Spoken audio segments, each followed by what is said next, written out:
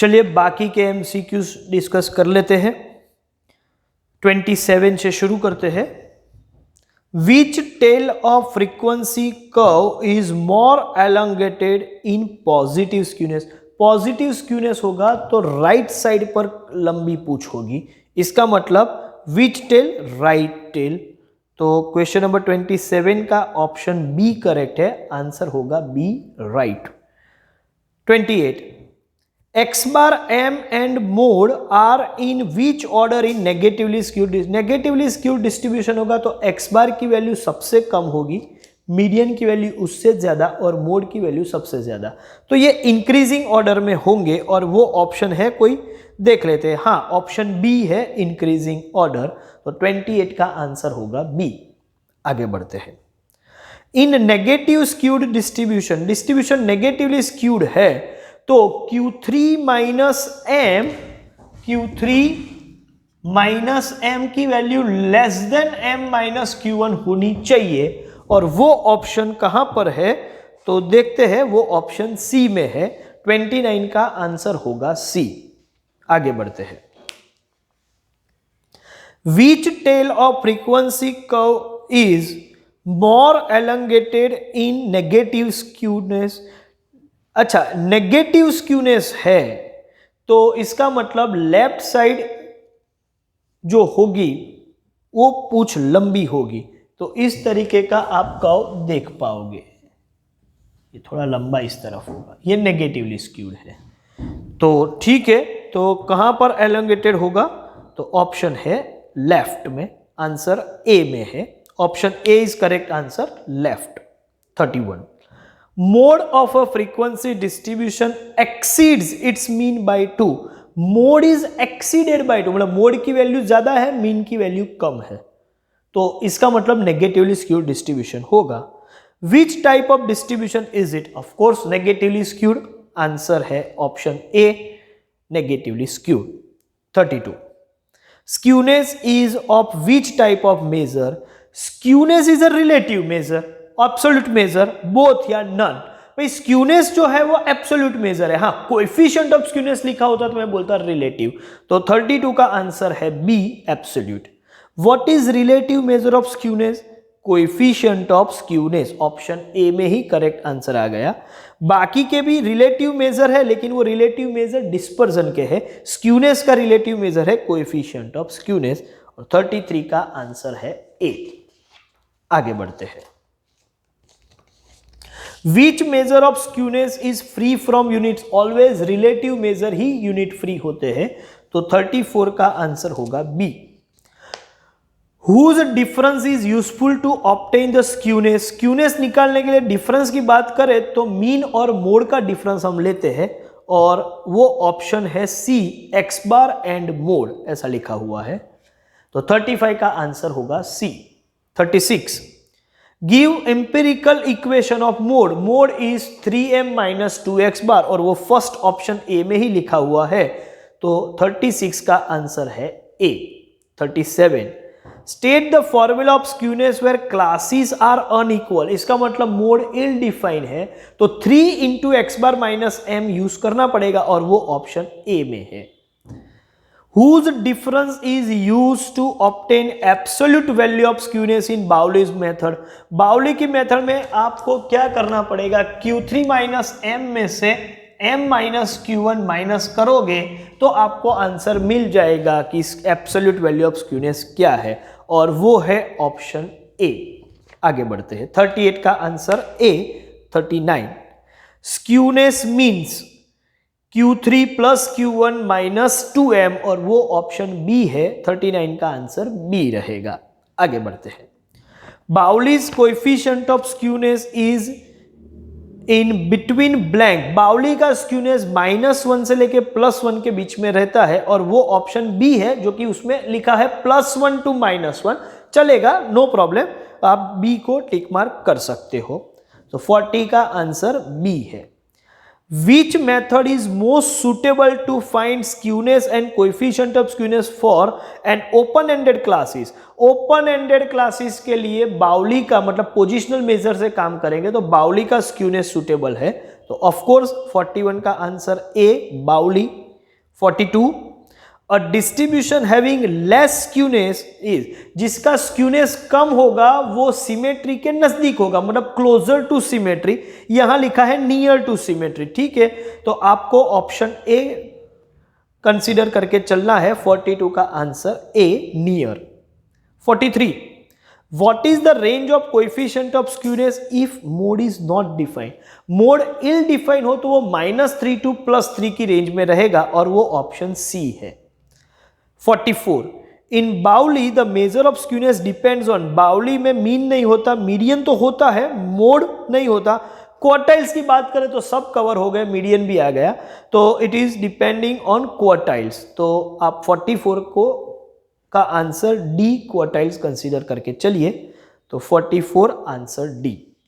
45, give the maximum value of coefficient of skewness for data contains more than one mod. एक से ज्यादा mode है, इसका मतलब मोड इल डिफाइन है, और जब मोड इल डिफाइन है तो कोएफिशिएंट की रेंज होती है -3 to +3, लेकिन मैक्सिमम वैल्यू 3 होगी, +3। तो आपको ये मैक्सिमम पूछा है, तो मैक्सिमम वैल्यू होगा ऑप्शन बी में है जो +3 है। तो 45 का आंसर बी। 46 देखते हैं, whose equation is more reliable to find skewness. तो स्क्यूनेस निकालने के लिए रिलायबल इक्वेशन जो देखा जाए तो वो कार्ल पियर्सन का है, बाउली का नहीं है। तो आप टिक मार्क कीजिए ऑप्शन बी को, 46 का आंसर बी है। 47, find coefficient of skewness if x bar is 22, mode is 24, s is 5। चलिए कैलकुलेट करके ही देख लेते हैं, कैलकुलेशन का ही क्वेश्चन है।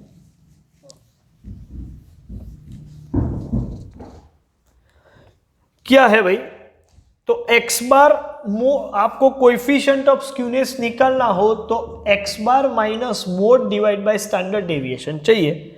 x बार की वैल्यू 22 है, मोड की वैल्यू 24 है और स्टैंडर्ड डेविएशन 5 है। -2/5 तो ये होगा -0.4 और ये ऑप्शन है ए। तो 47 का आंसर हो गया ए। आगे बढ़ते 48 में दो डिस्ट्रीब्यूशन दिए हैं, क्वेश्चन को प्रॉपरली पढ़ेंगे और बाद में सॉल्व करते हैं। The following measure are obtained for two distribution. Distribution 1, mean equals to 44, median is 48 and standard deviation 20. जबकि डिस्ट्रीब्यूशन 2 में मीन 44 है, मीडियन 50 है और स्टैंडर्ड डेविएशन 24 है। दो डिस्ट्रीब्यूशन है। अच्छा, मीन का मतलब, मीडियन का मतलब और स्टैंडर्ड डेविएशन का रिजल्ट दिया हुआ है, इसका यह अर्थ होता है कि हमें जो यूज करना है, ठीक है, वो 3 × x bar minus median upon standard deviation. ये अब जब डिस्ट्रीब्यूशन 1 की मैं बात कर रहा हूं तो डिस्ट्रीब्यूशन 1 में मीन की वैल्यू है 44, मीडियन की वैल्यू है 48 और स्टैंडर्ड डेविएशन है 20। जबकि डिस्ट्रीब्यूशन 2 में बात करें तो मीन की वैल्यू है 44, मीडियन की वैल्यू है 50 और स्टैंडर्ड डेविएशन है 24। ये दोनों रिजल्ट हम निकाल भी ले, क्या हो रहा है चेक करते हैं।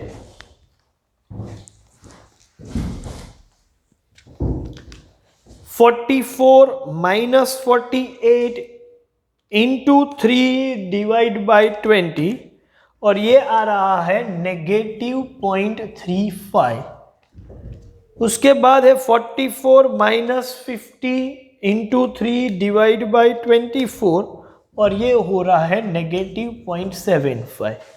इसका मतलब दोनों ही नेगेटिवली स्क्यूड डिस्ट्रीब्यूशन तो है, लेकिन जीरो से नेगेटिव साइड पे 0.35 पहले आएगा और 0.75 बाद में आएगा। मतलब ये जो है वो जीरो के नजदीक है और ये जीरो से डिस्टेंस पर है। तो मैं बोल सकता हूं कि डिस्ट्रीब्यूशन 2 जो है वो मोर स्क्यूड है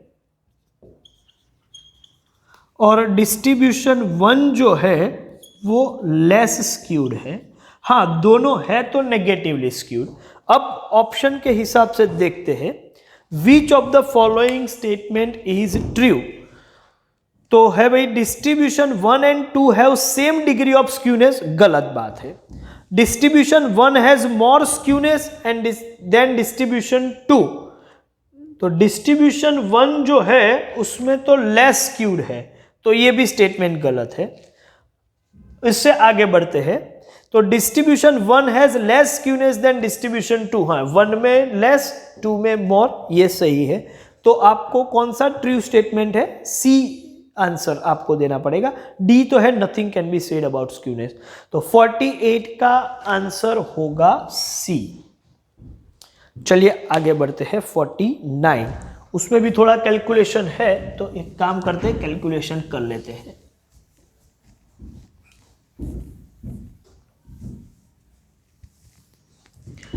क्या है 49 देखते हैं।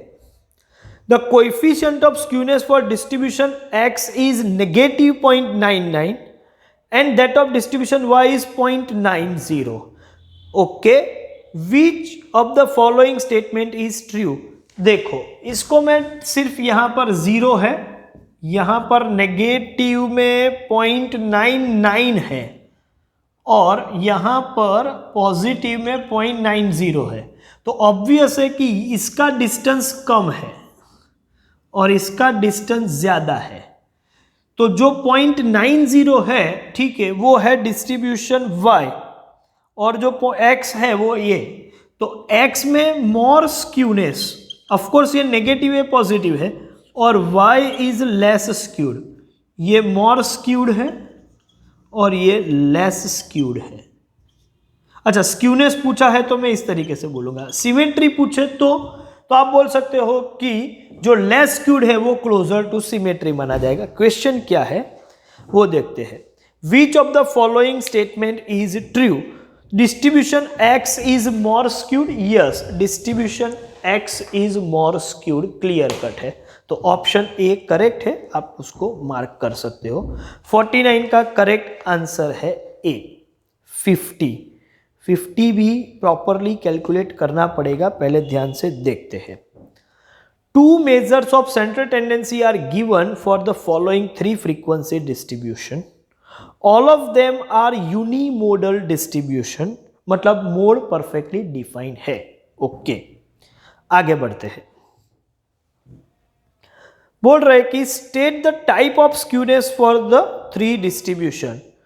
चलिए तीनों डिस्ट्रीब्यूशन का टाइप क्या है वो आपको बताना है।